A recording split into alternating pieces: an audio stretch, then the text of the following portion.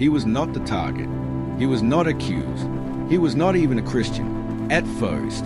Yet when the executioner's blade fell, it was his neck beneath it, and the man meant to die walked free.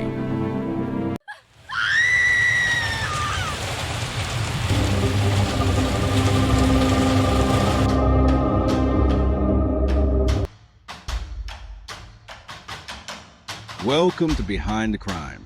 Step into the real stories, raw footage, and shocking truths. Roman Britain, 3rd century, a land under occupation, a faith under siege. Christianity was illegal. Sheltering a priest meant death. No trial, no mercy. In the city of Verulamium, modern-day St. Albans, lived a Roman citizen named Alban. Quiet, ordinary, anonymous, until a fugitive priest knocked on his door. Breath shaking, Alban lets him in. Days pass, then weeks. Alban watches the priest pray. Not loudly, not dramatically, just faithfully. Something changes. The knock comes again. This time, boots. Roman boots. Soldiers demand the priest. Alban doesn't argue. He doesn't run. He makes a choice. A fatal one. He hands a priest his own cloak, takes a priest's place, and steps outside when the soldiers chain him. They don't realize the switch. Yet, interrogation is swift, brutal. Roman efficiency. Renounce his faith. Alban refuses. They scour him for lies, for fear, for regret.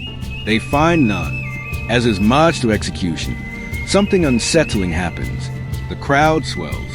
The bridge to the hill is blocked, and then the river parts. Witnesses swear it dries beneath his feet. Even the executioner hesitates. Even Rome's certainty cracks. At the hilltop, truth finally surfaces. Alban was never the priest.